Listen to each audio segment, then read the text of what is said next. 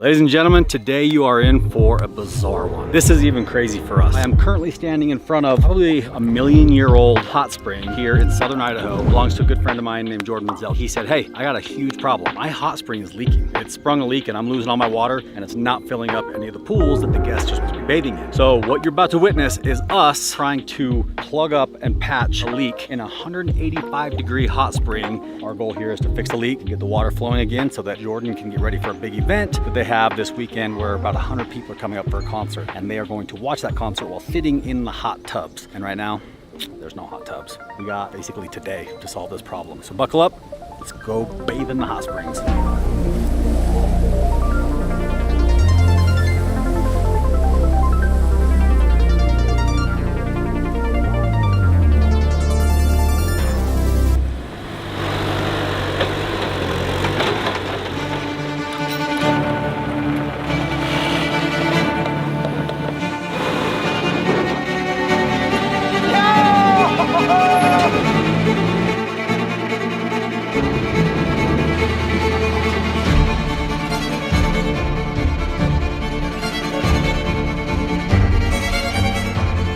So a little backstory on this. I served my LDS mission with Jordan in Bolivia 20 years ago. Yeah. 20 years ago, dude. And then in 2018, Redbeard, you guys know who was on the show with us, came to me one day. He's like, hey, I met your mission companion. We're doing business together. Turns out Redbeard invested in the property with Jordan here, and they were in business a couple of years together. They're all out now. You're the sole owner, yeah, I believe. So small world, interesting situation. Been wanting to get up here for a long time, and we've had a tiny hole in our schedule. When Jordan hit me up last night, I was like, dude, your timing is impeccable, because normally I'd be like, yeah, see you next year. So. And we have like one day, yeah, to actually make a dent in this. So perfect. It's pretty amazing. Yeah, no, it worked out good. Essentially, the handoff of this business was, here's, you know, a bunch of keys and a 20-minute conversation with a guy who had been here for years in the middle of winter. And so we knew nothing about where the pipes were, what they did, how they worked. Nothing was flowing. Power was, where water was, where sewer was. It's a fully off-grid property. Drinking water's a spring, irrigation water's from a creek, power is from the sun. 10 years ago when this drained, their intake pipe was too high and they went, is gravity. Let's create this pipe down to where it's always full, and when it drops, if it ever does again, gravity and siphoning will keep it flowing. But when it dropped, we had an intake pipe open and the gravity pressure lost, so this siphon never worked when it dropped. We've exercised as much experimentation as like time can permit, but we have not got the siphon to reactivate. That's problem number one. And problem number two is the pond is still not rising. Our goal is to make sure we and our kids' kids can trust, like, that cavern's probably not gonna deflate from 1 minute to the next. And do we have a system in place so that if it does, we have a plan B, C, and D. Yeah. If you've ever been in a hot tub that's really hot, it was probably 104. So add 70 degrees to that, right? Yeah, and I mean, even at 120 degrees, you're causing damage. So even the periphery, it's just a hot environment. That's the human factor. The practical factor is this has been functioning in a certain way for as long as we know it. And anytime you start poking the bear of Mother Nature, you open up a can of worms that were never meant to be canned to begin with. Right. As little intervention is the approach we take with pretty much everything here. So yeah, people check in here, get settled, changing stalls, bathrooms in there. Yeah, people stay here overnight. We do retreats, but a lot of people come just for the day to join one of our soaking sessions, and we run it with, you know, a small footprint, set amount of people, so you know that you've kind of almost hiked into a spot where you're not gonna have to roll the dice on what the social experience is going to be, and then we try and just get out of the way and let people do their thing. There will be 100+ people and a whole concert this weekend taking place right here. Watch the show? Oh yeah. Yeah, awesome. It all happens right here. The main water line actually goes all the way down to the river, and then it goes back uphill here. So gravity does an amazing thing with a huge amount of water here. So this is the lowest point on the property. This is where we've been. So the main line comes here, and it can either go into cooling coils, which we're not running right now, or it tees off right here and then goes back into these two big pools. How often is water level above this? Never. We're at a high water mark because they were running, the whole problem got caused by an engineering test that drained the reservoir. And now they're doing another test to measure it at its high point. So this is the highest you'll see it. So this would be, these two valves are what we would open when we're like, okay, we think the line is full, open the lowest gravity valve. Where does this line go? These two lines go back into a main pipe that splits between both of those pools. Okay. And so we have not been, so right now it's feeding both of those pools. Right now those are flowing into those pools. So when we get ready to start priming the line, we'll close every valve down You here. just need water to this point right here. And every pool is gonna be closed. Yeah. And then we're gonna let, you know, that line fill up, and then we're gonna try and determine, okay, is the lower half full, cap it, open it, suction, see if it works. And it's worked for like, we feel it and then it's like a train chugging up a hill. Yep. You hear that water gulping, and then it just... We've got two problems. Number one, the main pool where all the hot water comes from sprung a leak somewhere underground, and it is not holding the water capacity that it normally should. It's really low.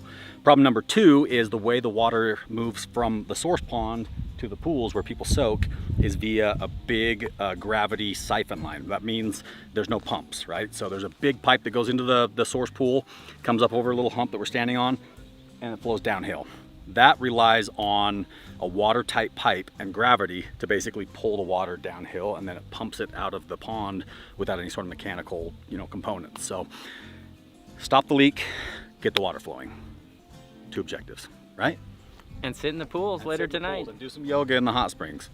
It's gonna be a great day.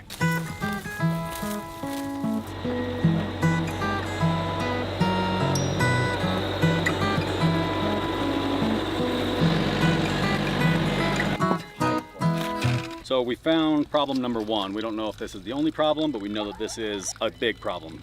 Basically, when you're running a siphon, you're relying on water to be completely watertight, and no air can get in or out, because if air gets in, then it breaks that vacuum, right? Because then you're pulling in air from the outside. So with this pipe completely sealed and the water rushing downhill, it creates the vacuum that we need to be able to siphon the water out of the pond. However, with this section of pipe that's been underwater forever until the pond drained a couple days ago, we didn't worry about that because this would be underwater and it's pulling in water, not air. Well, we just excavated this out, and Hans found that there is a really bad connection there. Just basically the old glue, the old slip fitting is garbage. You can see the water dripping out of it. So we're gonna clean up this fitting, this connection here.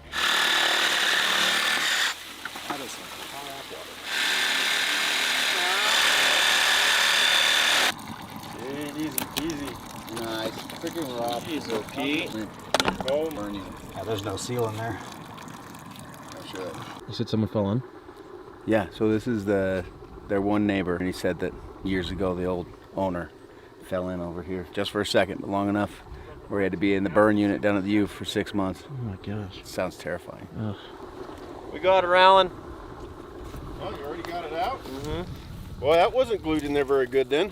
All right, so by dumb luck, Jordan had a ring sitting around that we need, which is the O-ring that seals this pipe. This did not have it. I don't think it ever had it. I think they just tried to glue it. It could have been there, maybe dissolved, but there's no trace of it ever being there, so I don't think it had it. So this, with some glue, with a cleaned up pipe, will absolutely solve this problem right here. Now we just gotta make sure there's not 5 more of these. Okay, ready? Ready to feed it and then rotate it into the water. Let me, I can. Rotate it down all the way down. Hurry before that sets. Rotate. Who's this? Okay, golden, we got a good seal. Explain your little contraption. All right, so up till now, every time Jordan's wanted to prime the pipe, he's got this cap that's on 2 pieces of string that he kind of throws out there and tries to get over the end of the pipe and then pull it shut so that he can fill the pipe full of water, get prime, and start the pump. So instead of having to throw it out on the strings and hope that you get on the end, Rob has attached it to the end of a 2x4 with reinforced 45-degree angles and this guide pipe to screw underneath so that you know when it's setting on top of the pipe, you get right to the end, you pull it, you plug it, bada bing, bada boom, you have the perfect cap setup. Well, it's feeling much more like a cap, not a piece of wood with string attached to it. Cue all the mean comments about Hans and his negativity. No. If anybody says one thing mean about Hans, I'm coming to your house. I'm gonna ask you to apologize to Hans, and I'm gonna break off a bunch of plastic forks and put them in your lawn. Is that a good chance? Good chance you see for dinner. So right now, we're going to reinstall one of the clean out pipes. Clean out pipes are basically vertical pipes that stick out of the ground that tie into the main line that goes underground. That gives you the opportunity to get in there, inspect it, clean it. That's why it's called a clean out. And in this case, we're using them to fill the pipe. But this connection down here, the old fitting down here was in like a rubber slip fitting that wasn't tight. And that's definitely an area where water could have been, or air could have been leaking in. So installing a new clamp, cleaned up the end of the pipe, gonna glue it, clamp it, and reinforce it so that it's not so wobbly. Jeez.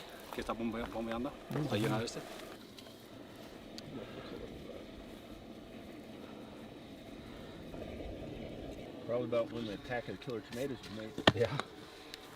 This is how long I hold a hand on there. Yeah, that's too hot. No. So hot. No.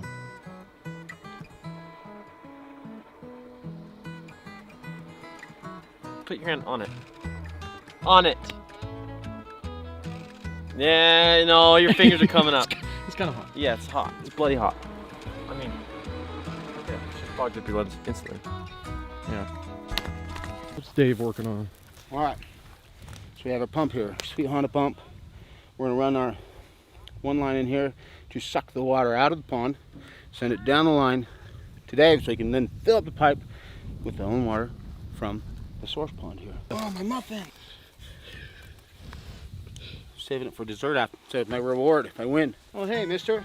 I'd like to introduce you to this lovely young gal. We hope that everything just works out in the end. Oh, look at that. Perfect match. Is that how it works? Uh-oh. Maybe not a perfect match. You have to love each other. You can't force love. Why won't you love each other? Maybe like take her out for a nice seafood dinner or something.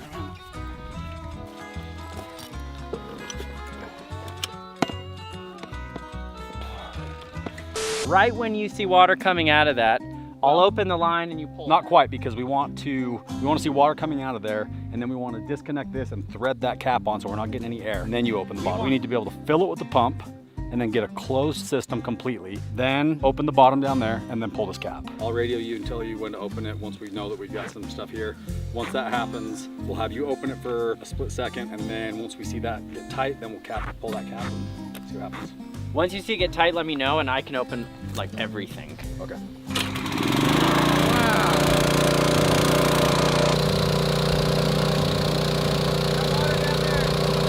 I think we're losing all of our pressure right there.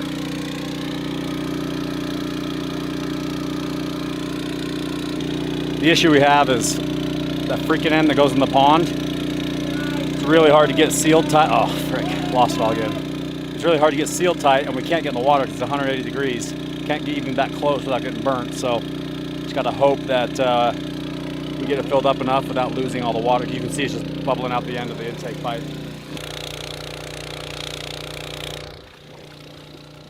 Shut that off. Okay, keep that on there, guys, real quick. Let's put a cap on here real quick. I could feel suction. Yeah.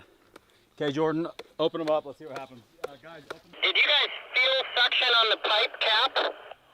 We never did get good suction, but it's sucking up here at the clean out. Okay, let's just let this play out. This might be the normal flow. Give it 5 minutes. Meanwhile, there is pizza on the patio. Yeah, we'll come down and grab some pizza. We're waiting to see how this plays out. Let me see that. Oh, that's a pizza sandwich. That's how you eat pizzas. If you don't eat pizza like this, you're not a real man. 11 minutes later. All right, new plan. Run the big pump, fill it up again. Water's obviously coming out because it's bubbling out as we speak. They're gonna go down to the bottom, open the valves. We're gonna shut this off, cap it, and Dave's gonna start a pump at the bottom this time that will hopefully create the vacuum sucking the water this way, and it'll get everything flowing. Once it runs for a little bit, shut it off, and hopefully it stays. That's the new plan. Well, this is the release. These are all fully, you know, if we close them, it's building up that pressure. We kind of want to see how much pressure we got, so we're letting a little vacuum happen. That little amount should be enough to actually, once the pump turns off, create a vacuum in the whole system. And the idea is we're gonna release everything we can out of here, which is the lowest gravity, and then even turn on this pump so it creates a suction on top of what we're releasing.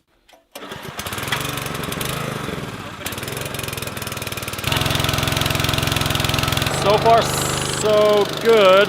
What we don't want to have happen is we don't want to see this flow of water coming out of here start to look like air. If it starts looking aerated, that means we're pulling air again, which is not good. This flow would be characteristic of the full thing working if it stays like this. I guarantee we're there.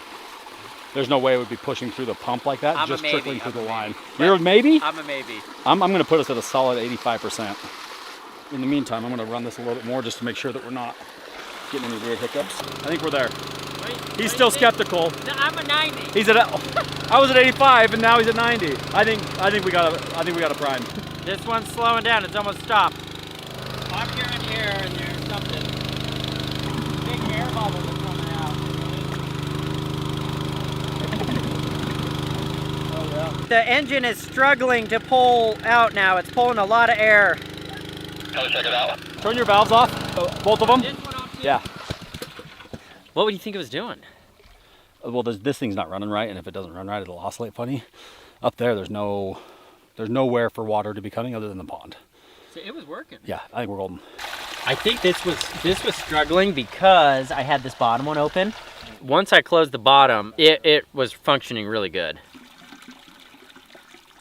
If we were sucking the whole line out, and all the tees and everything to these pools had to be refilled. So the whole line could just be like refilling itself. And we will start to see this pressure reflect the fact that everything's closed but this. Did you guys shut the pump off down there? Yeah, pump's off, and we're still getting a decent flow, so we're just going to keep an eye on it for a second, but just make sure you keep that intake pipe open. There's no cap on it. Stop.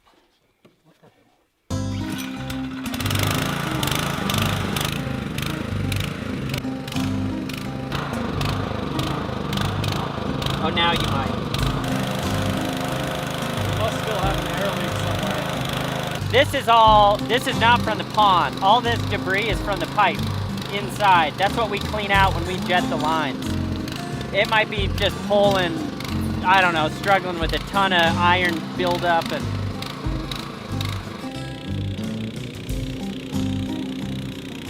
Shut the pump off.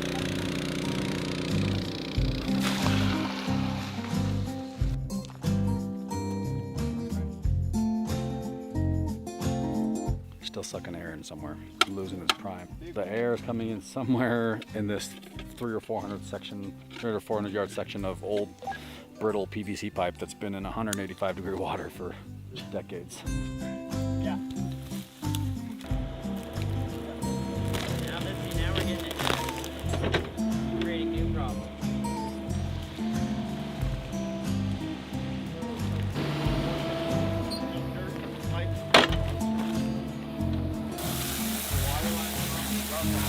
Oh yeah. Probably the gurgling sound we heard from up here. I mean, I've never seen a leak here. I've never seen a puddle, never seen anything. It could just be like slow leaking. It's obviously corroded, and the only thing that will do that is this mineral water. Either way, I do feel like we, tomorrow, either here or in Salt Lake, can find a 6-inch replacement valve, but we have until the pond rises, you know, to swap it, and it is hard to calculate. Well guys, as you saw, we didn't get it quite done today. We got close, we got water flowing, but we keep on losing the prime and the siphon. And we believe there's still multiple air leaks in the line. We did find that really old, nasty, rusty valve at the very top, the gate valve. We got to replace that tomorrow, and we're gonna leave right now and let the pond continue to fill up tonight, because hopefully we got the leak up there fixed, so it won't continue to empty. So when we get back in the morning, we're hoping the pond is another foot or two higher, which will cover much more of that intake pipe, which will make it so that it doesn't matter if there's any leaks in it. And then we're gonna bring up a bunch of new fittings, a bunch of new valves, replace anything that looks bad, and tomorrow we should be able to get this thing wrapped up and get water flowing, and solve all the problems. Stop the leaks in the actual pond, fix all the broken and brittle pipes, and add the new pipes that Jordan actually wanted to add. He's been wanting to put in big 8-inch lines up here. So while we're here with the machines and everything, we're just gonna bury those. So in the future, he can run basically a backup line. So if this ever happens again, he's got a backup plan. So that's the plan. By 8 o'clock, got a 2.5-hour drive home. So we're gonna boogie and then be back up here in the morning. So this is gonna be the outro for video number 1. Let's head home.